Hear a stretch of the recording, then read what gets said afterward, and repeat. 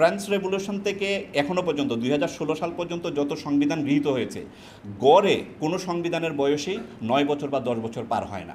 ছাত্র জনতার গণঅভ্যুত্থানের পর রাষ্ট্রীয় প্রতিষ্ঠানগুলোর সংস্কার নিয়ে আলোচনা চলছে। এর কেন্দ্রে আছে সংবিধান সংস্কারের বিষয়টি। সময়ের প্রয়োজনে সংবিধান পরিবর্তন ও পরিমার্জনের দাবি রাখে। আজ আমরা যে সংবিধান সংশোধন নিয়ে আলোচনা করছি তা আবুল মনসুর আহমদের সেই চিন্তারই প্রতিফলন। আজ মঙ্গলবার আবুল মনসুর আহমেদের জন্মবার্ষিকী উপলক্ষে তার সংবিধান চিন্তা নিয়ে ঢাকা বিশ্ববিদ্যালয়ের মুজাফফর আহমেদ চৌধুরী মিলনায়তনে এক আলোচনা সভা হয়। আলোচনা সভায় সভাপতিত্ব করেন বাংলাদেশের সংবিধানের অন্যতম প্রণেতা ও বিশিষ্ট আইনজীবী ডক্টর কামাল হোসেন। সভায় প্রবন্ধ পাঠ করেন সংবিধান বিশেষজ্ঞ আরিফ খান। ডেমোক্রেসি, সোশ্যালিজম, ন্যাশনালিজম ও সেকুলারিজম এই চারটিকে আমাদের রাষ্ট্রের মূলনীতি করা হইয়াছে। এর সব কয়টির আমি ঘোরতর সমর্থক, শুধু এমনি সমর্থক না, মূলনীতি হিসেবেও সমর্থক। আমি দৃঢ়ভাবে বিশ্বাস করি, আমি আপনাদেরকে ধৈর্য পরীক্ষা নিচ্ছি, কিন্তু এটা করতে হবে। আধুনিক যুগে সব রাষ্ট্রকেই সেকুলার ডেমোক্রেটিক নেশন স্টেট হইতে হইবে, কিন্তু আমার মত এই যে এর কোনোটাই সংবিধানের মূলনীতি রূপে উল্লিখিত হইবার বিষয় নহে। গণতন্ত্র ছাড়া বাকি সবকটি সরকারি নীতি, রাষ্ট্রীয় নীতি নয়।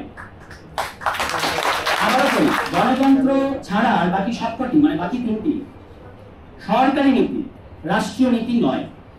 দেশে ঠিকমতো গণতন্ত্র প্রতিষ্ঠিত হইলে আর সব ভালো কাজ নিশ্চিত হইয়া যায়। জাতীয়তাবাদ, সমাজবাদ ও ধর্মনিরপেক্ষতা সবই জনগণের জন্য, সুতরাং গণতান্ত্রিক রাষ্ট্রের জন্য কল্যাণকর, কোনো সন্দেহ নেই। পরে আলোচনার সভাপতি ডক্টর কামাল হোসেনের উপস্থিতিতে তার লিখিত বক্তব্য পাঠ করেন আরিফ খান। আমাদের সামনে একটি গুরু দায়িত্ব এসেছে আমাদের সংবিধানের নতুন পর্যালোচনা করা। এই প্রেক্ষাপটে আবুল মনসুর আহমদের সংবিধান চিন্তা এবং দূরদর্শিতা আমাদের পথ দেখাতে পারে। আবুল মনসুর আহমদ বিবেচনা করেছেন যা সময়ের প্রয়োজনে সংবিধান পরিবর্তন ও পরিমার্জনের দাবি রাখে। আজ আমরা যে সংবিধান সংশোধন নিয়ে আলোচনা করছি তা আবুল মনসুর আহমদের সেই চিন্তারই প্রতিফলন। সংবিধান সম্পর্কে কথা বলার সময় আমি প্রায়শই দক্ষিণ আফ্রিকার সংবিধানের স্থপতি জাস্টিস আলবিস শার্টস এর একটি উদ্ধৃতি দিয়ে থাকি। তিনি বলেছেন, if a constitution is the autobiography of a nation, then we are the privileged generation that will do the writings. It is sometimes that involves us all. No one gives us rights. We gain them in struggle. They exist in our hearts before they exist in paper. Albie শার্টস বলেছিলেন যে অধিকার আমাদের থেকে দেয় না, আমরা আন্দোলনের মাধ্যমে আমাদের অধিকার অর্জন করি।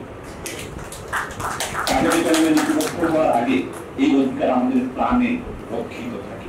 ঠিক একইভাবে 1971-এ আমরা মুক্তিযুদ্ধের মাধ্যমে অর্জিত অধিকার নিয়ে সংবিধান রচনা করেছিলাম, যেখানে বৈষম্য নিরসন এবং ধর্মনিরপেক্ষতার একটি বিশেষ গুরুত্ব দেওয়া হয়েছে। আলোচনা সভায় আরো বক্তব্য রাখেন দ্য ডেইলি স্টারের সম্পাদক ও প্রকাশক মাহফুজ আনাম। সাংবাদিক হিসাবে এবং যেহেতু অনেকদিন ধরে সাংবাদিকতা করছি, আমি একটি জিনিস আপনাদের দৃষ্টি আকর্ষণ করব, যে আমরা কিন্তু অনেক সময় অনেক সুন্দর সুন্দর জিনিস কল্পনা করি এবং সেটাকে একটা রূপ দেই, কিন্তু বাস্তবায়ন করতে গিয়ে আমরা নিজেদের স্বার্থের মধ্যে ডুবে যাই। এই জিনিসটা আমাদের মনে রাখতে হবে যে কেন আমরা আমাদের এত পরিশ্রমে অর্জিত, এত রক্তের বিনিময়ে অর্জিত আমাদের যে স্বপ্ন, আমাদের যে ভবিষ্যৎ সম্বন্ধে ধারণা, এটা আমরা ধরে রাখতে পারি না কেন? পরবর্তীকালে কি হয়? এবং সেখানে আমি একটা জিনিসের আপনাদের দিকে দৃষ্টি আকর্ষণ করব, যে আমাদের একটা বড় ব্যর্থতা হচ্ছে আমাদের রাজনৈতিক দলগুলোর। তারা অনেক আদর্শের কথা বলেন, কিন্তু ক্ষমতায় যখন যান তাদের রূপ একেবারেই পরিবর্তন হয়েছে। আমরা স্বাধীন বাংলাদেশে বঙ্গবন্ধুর মতন ব্যক্তিত্বের নেতৃত্বের পরে আমি কেন বাকশাল দেখব? আমি বাকশাল কেন দেখব? সেই নেতৃত্বের কাছ থেকে। পরবর্তীকালে আমরা আমরা স্বৈরাচার বিরুদ্ধে আন্দোলনে এরশাদের পতন ঘটিয়েছি, এবং আপনারা হয়তো অনেকেই ইয়াং, অতটা হয়তো আপনাদের এখনও হয়নি। ওই সময় সব রাজনৈতিক দল মিলে একটা 19 দফা একটা প্রোগ্রাম তারা দেয়, এবং এরশাদ বিরোধী আন্দোলন আর আপনাদের এই জুলাইয়ের অভ্যুত্থানের মধ্যে একটা পার্থক্য হলো যে এরশাদ বিরোধী আন্দোলন রাজনৈতিক দলগুলোর নেতৃত্বে হয়েছে, আর জুলাইয়ের অভ্যুত্থান হয়েছে ছাত্র জনতার নেতৃত্বে। কিন্তু ওখানে আমার বক্তব্য হলো যে ওই যে সব দল মিলে, সেখানে আওয়ামী লীগ ছিল, বিএনপি ছিল, জামাত ছিল, সবাই ছিল বিভিন্ন গোষ্ঠীতে, 15 দল 7 দল এই ধরনের মিলে, বাট তারা একটা রূপরেখা তৈরি করে এরশাদকে পতনের জন্য রূপরেখা।